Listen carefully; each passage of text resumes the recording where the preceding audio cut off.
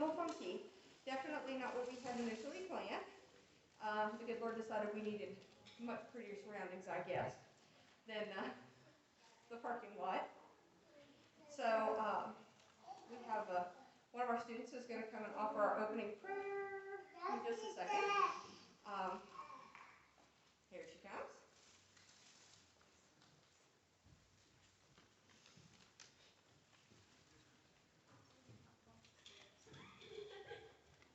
Heels. Looks like a giraffe. At least you're not breaking your neck like I would. Alright, and let us pray. Lord, we thank you for letting us gather here tonight to acknowledge the class of 2021. I pray for guidance as this class goes into the next season of our lives. We thank you for all that you've done for us and continue to do. We love you, Lord. Amen. Yeah.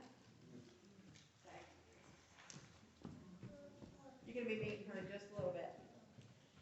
That's Faith Daniel. You're going to be seeing a little bit more about her in just a little while. I'd like to welcome you to Union Grove Baptist Church. As some of you found out, there's a whole lot of Union Groves in a 40-mile radius. This happens to be the one on Butler Road in New Market. This congregation is such a beautiful blessing to Hope Christian. They adopted us almost 3 years ago and have really, truly made us family. We're so thankful for them. Not just for the facility, but for the love they have for our school and for our kids. So if you don't have a church home, I encourage you to give them a look. Pastor Billy is kind of funny. He's got a great sense of humor and tells a pretty good joke, and it's not all sports analogies. Because we all know those pastors that they're all sports analogies. I'd also like to introduce you to Hope Christian Academy. Hope Christian Academy is 12 years old now. I have been blessed to be the director for all 12 years. It has been one of the largest blessings in my life, really, truly. It started because I have a hypersocial kid, and he really needed more activities. He really needed more enrichment than he even would have gotten in the most social of public school settings. And so Hope was founded many years ago, and we have a couple of founding families that are here tonight. You're going to find that we're more family than homeschool community. And so don't be surprised if there's a few tears in there. So with all that said, I would like to introduce the class of 2021 from Hope Christian Academy. You'll remain seated, please. You're going to have another opportunity to see them in a minute.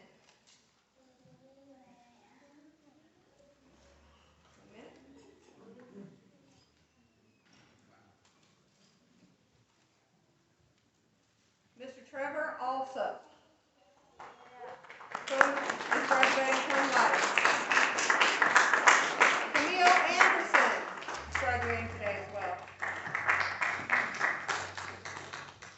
Ms. Rebecca Bray is summa cum laude. Tristan Brown is graduating summa cum laude. Kieran Craig is graduating summa cum laude. Alyssa Crooks is graduating magna cum laude. Faith Daniel is graduating.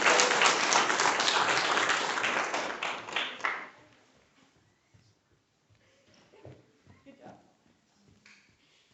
Caleb Dominguez is graduating summa cum laude today.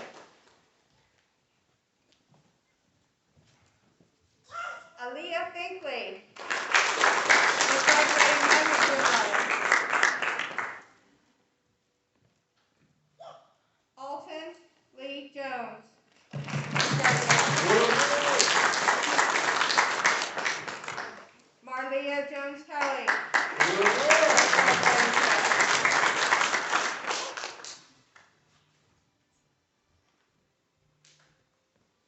Mr. John McCullough.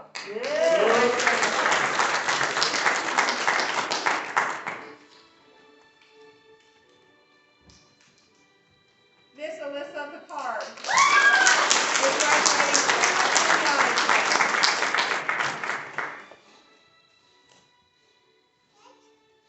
Miss Kylie Ray is graduating from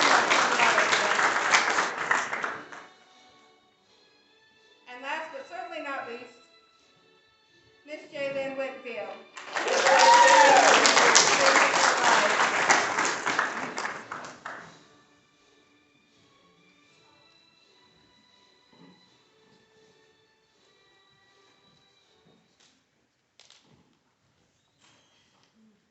I think we've got a few filing in. We're going to give them just a second to settle in.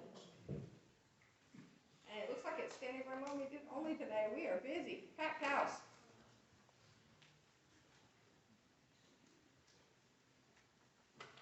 Let everybody have a chance to find a seat. We're going to give them just a second.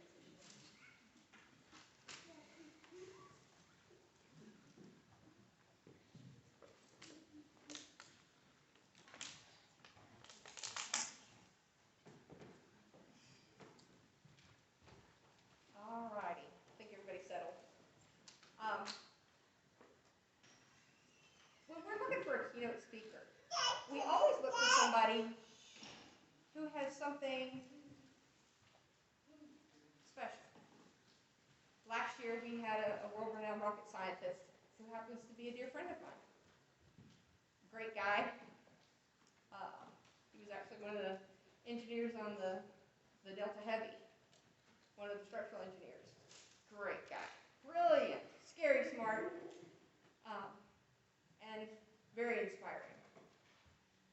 This year I was looking for somebody different, and I knew exactly who to ask. Some of you know Mr. Ed Forbes. You can clap in a minute. Those of you who know him know why I've asked him to come here today. He's not just an English teacher.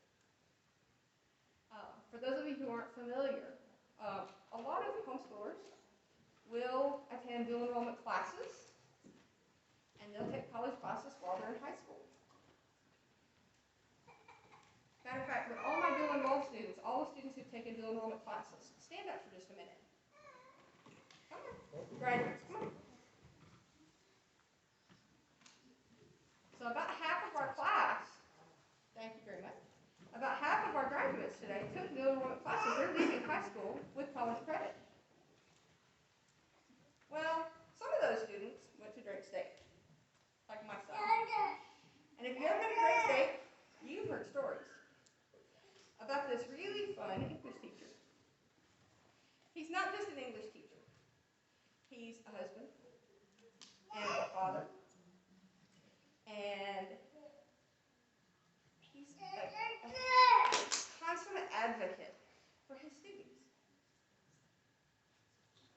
What a lot of people don't realize is he's the faculty sponsor for the National Technical Honor Society. And I am looking through the crowd.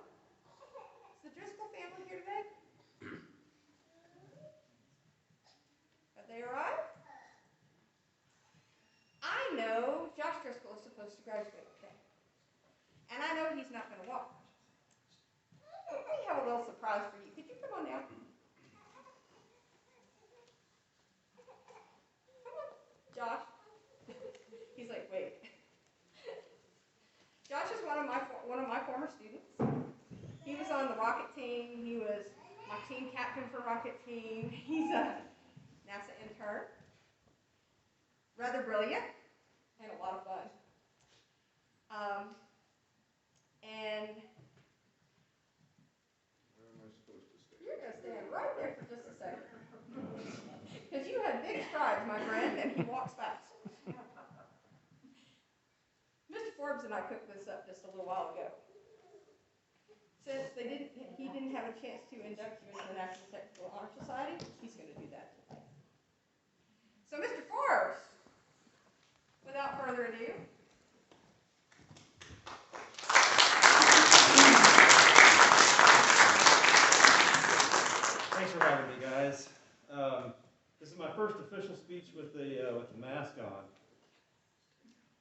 guys understand what I said?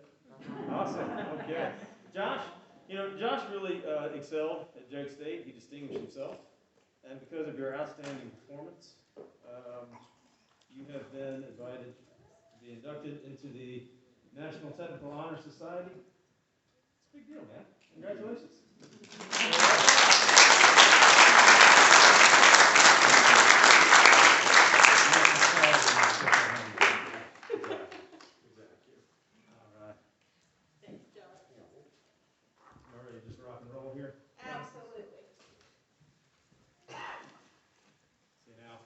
Parents out there are going to empathize with me right now. There we go. Oh, now I can see the graduates. You guys are, my goodness, you're so young.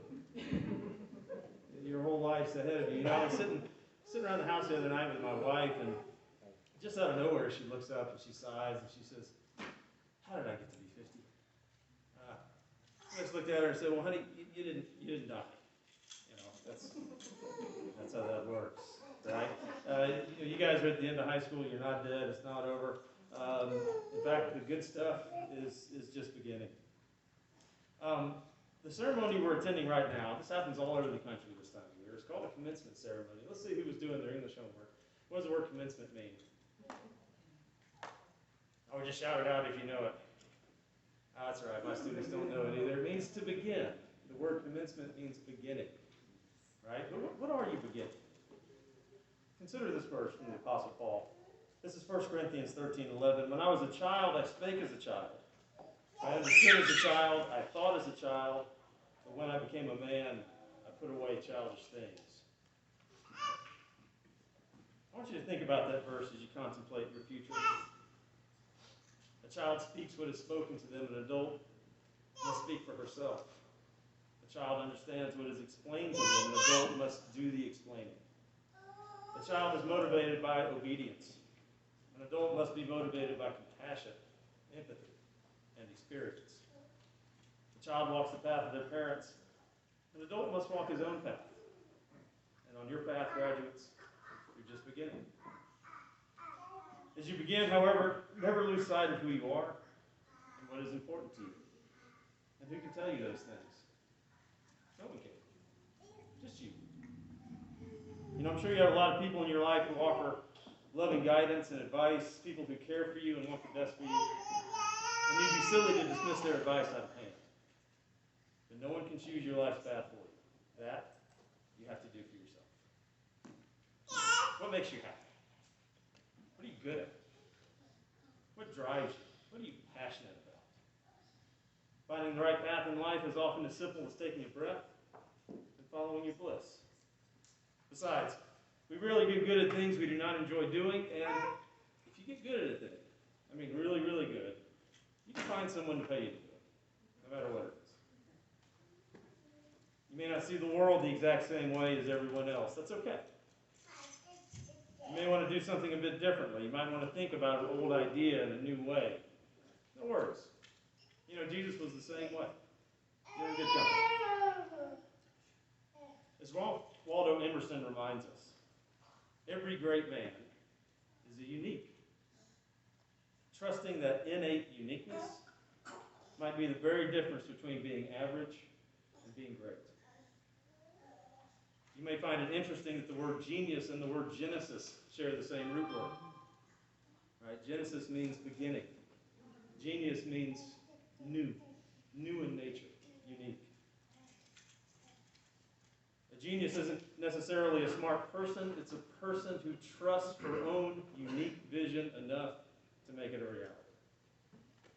Each and every one of us here is new in nature.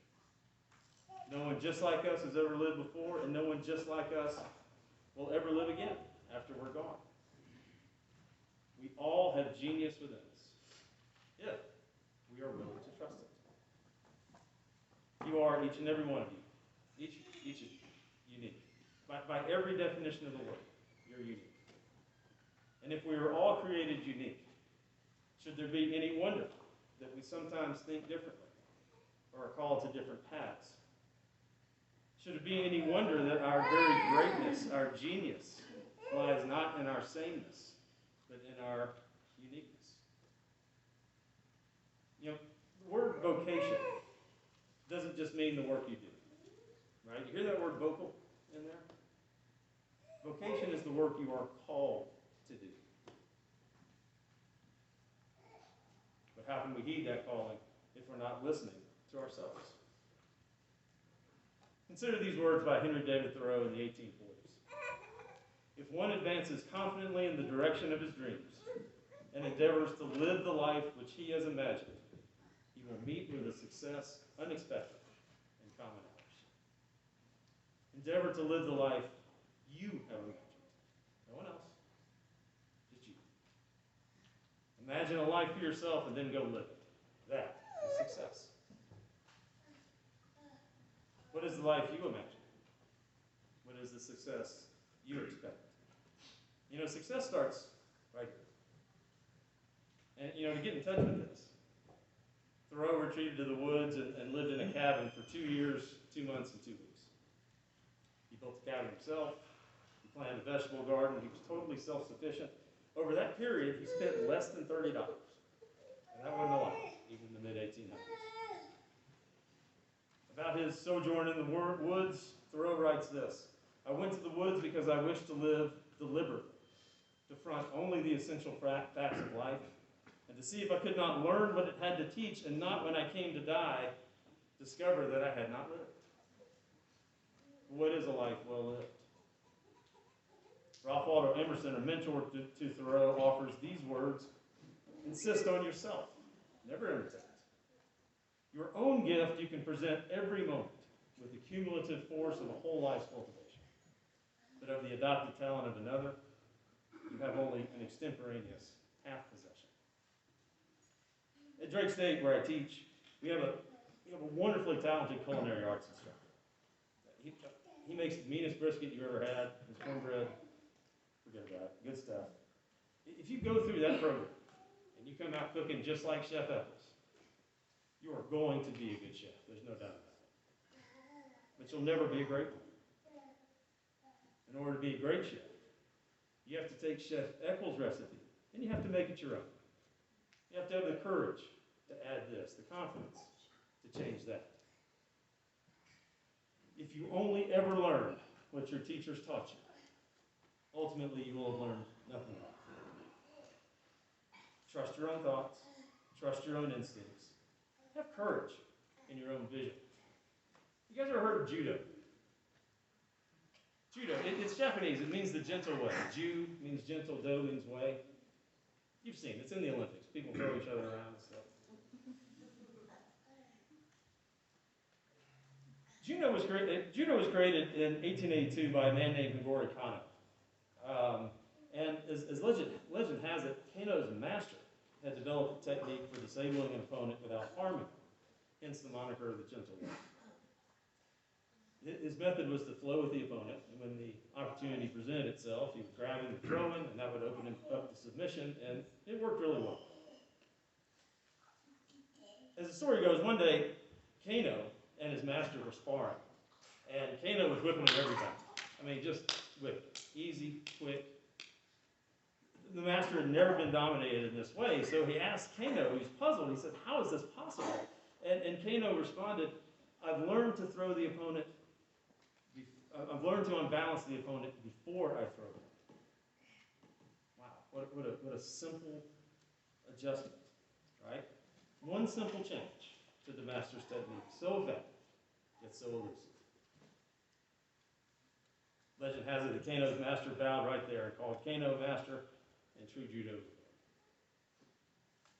Have confidence in your own vision and the courage to make it a reality.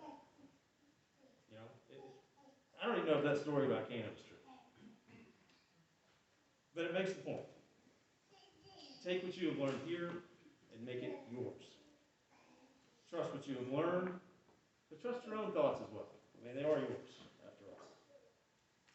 As Emerson says, trust thyself, every heart vibrates to that iron string. Let me leave you with one last thought. The Epic of Gilgamesh is the oldest epic poem in history. And it's 4,000 years old. I mean, old, right? Very. And I won't bore you with the details, but Gilgamesh was feeling down, and so he stops by a local tavern to get a jug of wine and some advice from the barkeep. 4,000 years, funny how things don't change. But this is her advice to him. I want to share it with you guys. She says, "As for you, Gilgamesh, fill your belly with good things, day and night and day, dance and be merry, feast and rejoice. Let your clothes be fresh, bathe yourself in water, cherish the little child that holds your hand, and make your wife happy in your embrace, for this too is the lot of men." Right? It's good advice. It's 4,000 years old advice, but it's still good advice. You know, whatever path you choose, don't forget rule number 32. Enjoy the little things. You know, the little things are where life truly happens. You know, as my dad would say, that's the good stuff, baby. Thoreau warns that if we're not careful, society will make machines of us. Stay true to yourself. Walk your own path. And never forget that life is for living. You know, one day you're going to be sitting in your own kitchen and wondering, how did I get to be 50? And my sweet wife, who looks nothing at all like 50, I think would agree with me when I say that if you spend all your money, it's okay. Don't worry about it. You can always make more money, right? But when you spend all your time, it's gone. You can't get that back. What will you trade your time for? You know, if you're going to have any chance at happiness in this world, you have to be who you are. Now is the time. All the things that make you different are the very same things that make you great. Congratulations, guys. Time to begin. Thanks for having me.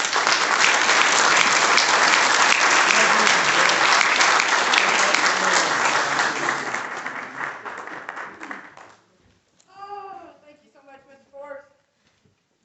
Now you see why I asked him that. I didn't even give you his background, by the way, for those of you who are curious. He has a BA in Communications from the University of Alabama. He has a BS in Secondary Language Arts and Math from State University, and an MA in English from the University of Alabama. And one of his best qualities is he loves to inspire debate in the classroom. So those of you who haven't taken his classes, if you get a chance, give it a go. So I have, as I said, I've been the director of Hope Christian Academy for 12 years. And graduations get better every year. Not because of anything I've done, but because I see more, as you said, uniqueness. When you have just a handful of students, it's interesting. But man, we've got quite the crew tonight. You're going to be amazed by some of the things you're going to hear that these kids have done. Some of the accomplishments that they have achieved. Some of the opportunities that their parents and grandparents and family members and school sponsors have made available to them.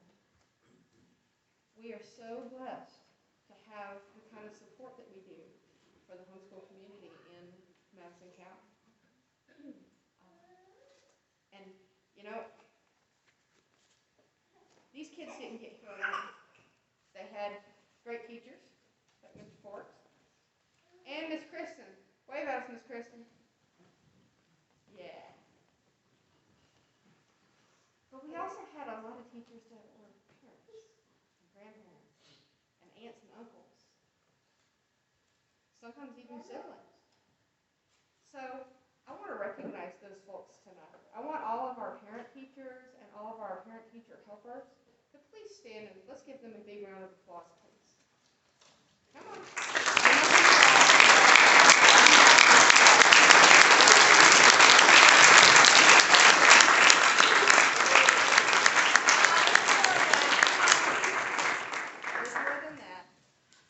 Folks that are bashful back here.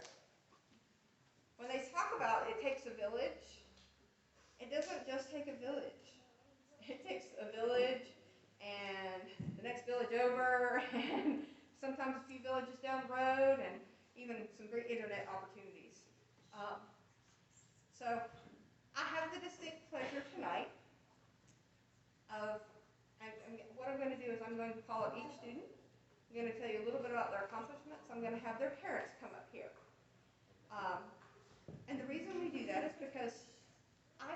their diplomas. I issue the diplomas to the parents. But the parents who invested so much time, so much energy, so much blood, sweat, and tears in their children's education will actually give them their diploma because it's only fitting. So, would Trevor also please join me and his parents?